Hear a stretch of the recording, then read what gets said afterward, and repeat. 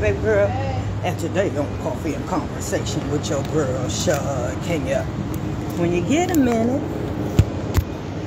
when you get a few minutes, because it's going to take you a few minutes to look me up and go to the channel and look at some of the videos. And some of y'all going to probably look at the videos before you subscribe, so you can make sure that it's even worth it. And I'm okay with that. I'm okay with that. So do that.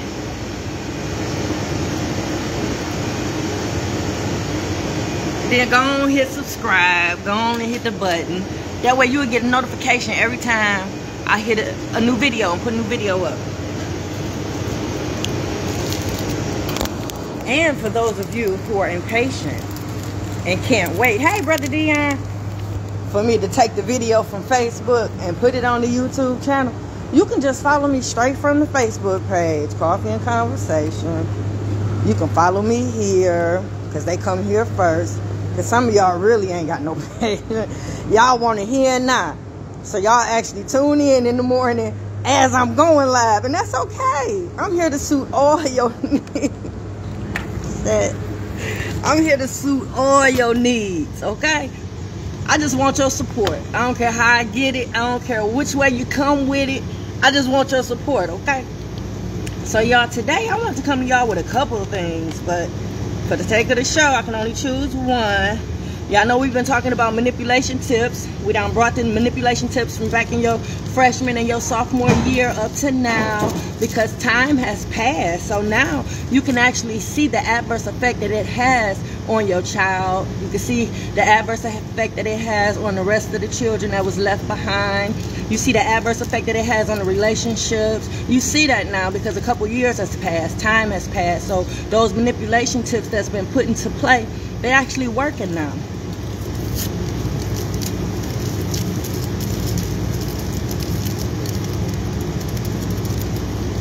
So y'all have actually witnessed a family broken. I know, because some of y'all might think that when y'all break up, that's considered a broken home. That's really not. Because if y'all working together and y'all co-parenting and y'all on the same page with those children, it's really not broken. Y'all just in two separate households, but the machine is still going the same, because y'all duplicating each other's rules and you duplicating the structure, the routine. Y'all, like I say, y'all on the same page when it comes to that baby. So that's not broken. That's a situation that's fixed. Yeah, y'all broke the family, but y'all fixed it. Y'all found the way. Y'all found the rapport.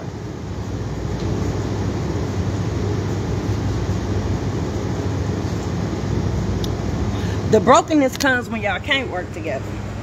That's what the broken home is. When you guys can't communicate, when y'all don't cooperate, when y'all don't compromise as it relates to that baby. I know. But today, I want to know how your sessions are going. Yeah, I'm going to skip the formalities, because, you know, at first it was like 90-day check-in. Woohoo! And then now, as you start your senior year, it's getting more aggressive to where I've given you actual numbers to call. I've encouraged you to make your appointment with your therapist, and I encouraged you to talk to your therapist about certain things. And now we're here. Here is, how are your sessions going?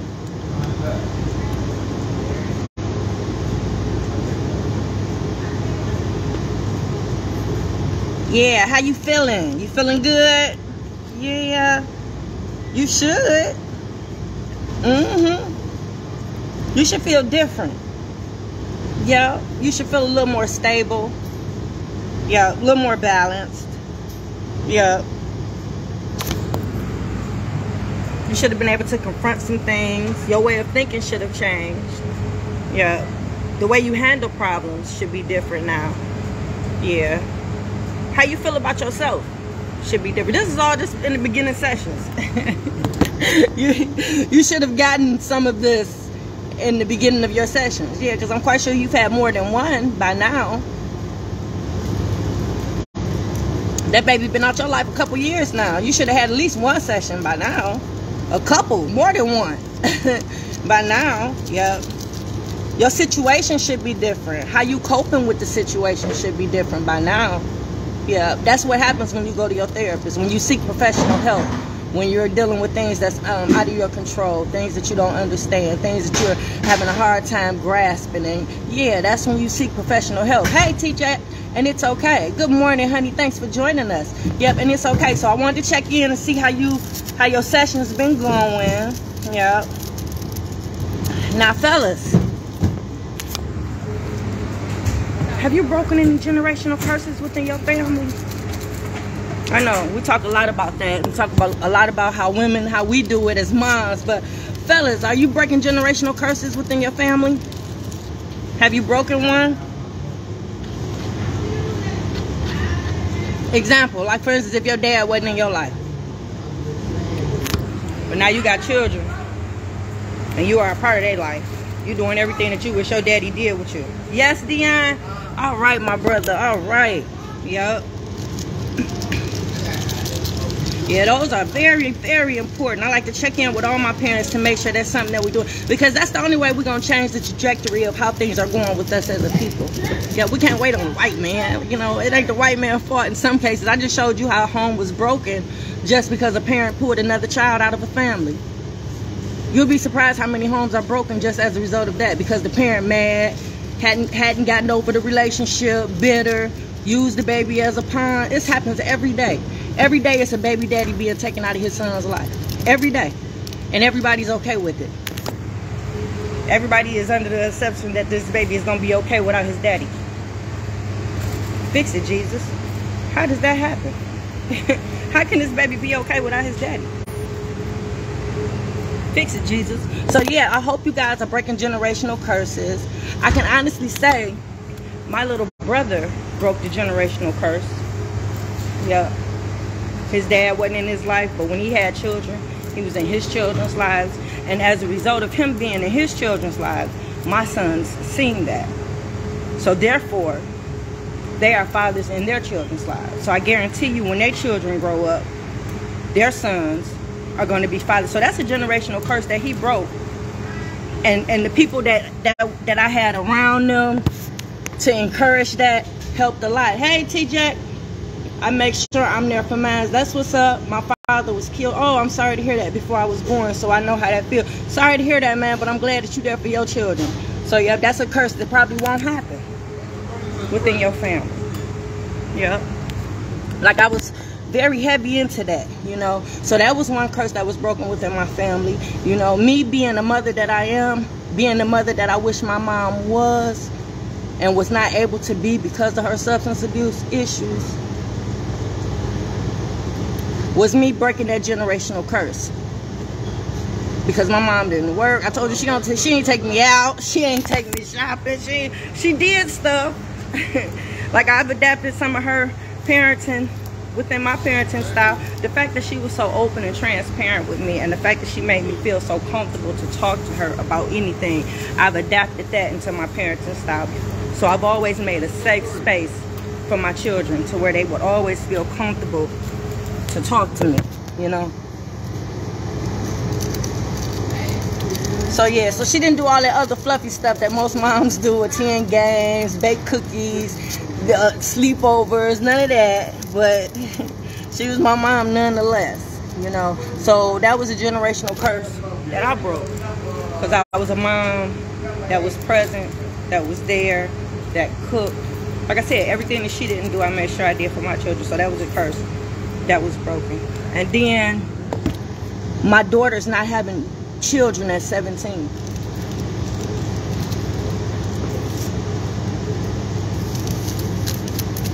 That was a generational curse that was broken.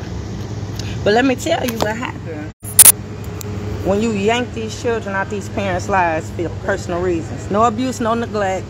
Keep that in mind when I tell y'all these stories, and when we talk about what we talk about on here. When we talk about these children being removed from the home and taken out of these parents' lives, there is usually no abuse or neglect. It's usually the parent that's scorned, bitter, hurt, have not fully gotten over the relationship, have not found closure, has not forgiven, and they use the baby against the other parent. In most cases, pulling the child out their life, not allowing their parent to see it, making it hard for them to see the baby and have a relationship with the baby. Those are the people that we talk about mainly on here. That's why I push co-parenting. That's why I give you so many co-parenting tips. That's why I try to get you to understand the importance of you guys working together for the sake of the children. But when you take those children out those parents' lives, if you're not considerate of the other parent, you don't know the plight of the other parent, or you know the plight because y'all was together at one point, but you really don't care, you can very well reintroduce those generational curses back into the family. Fix it, Jesus.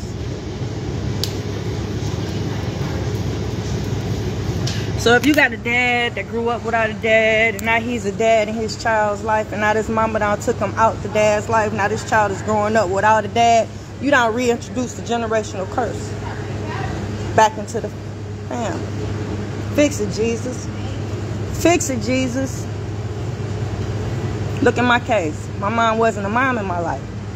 She was there, but it was my grandmothers and my aunties that raised me and made sure that I got everything that I needed. My mom was there though, but she didn't do all the motherly things. So I made sure I did that, right? So that generational curse is broken. Because this mom went to work every day. This mom cooked for her kids. This mom attended games. This mom took kids to practice. This mom kept snacks in the car. You understand what I'm saying? This mom, me, right? So for my youngest not to be growing up with me, that's a generational curse that's reintroduced into the family. Because she's growing up without a mom. Fix it, Jesus. Why do we do these things to ourselves and each other? Fix it, Jesus.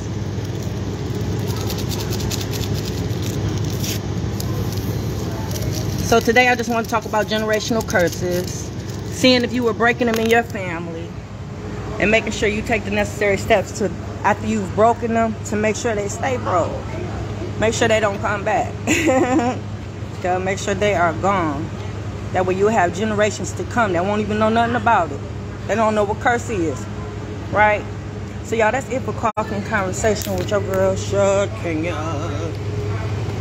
Got a lot going on. I'll probably come back on when I get to the office. I got a couple resources for y'all. Yeah. All right, guys, I'm out. TJ, let me get to you, baby, because you was talking. I never talk bad about my kids, about their mother, and you're not supposed to, TJ. That was one of the manipulation tips that we talked about the other day. Talking bad about the parent in front of the child. We talked about that. I got a couple sessions on why not to do that and the adverse effect that that has on the baby and the relationship of that child. We talked about it yesterday a little bit, as far as the lack of respect that the child has for that parent as a result of the fact that the child feels as if they're on the same level as that parent because you don't talk them down so bad. I know. Fix it, Jesus. So, y'all, that's it for Coffee and Conversation with your girl Shakenya. I'm out. Mwah.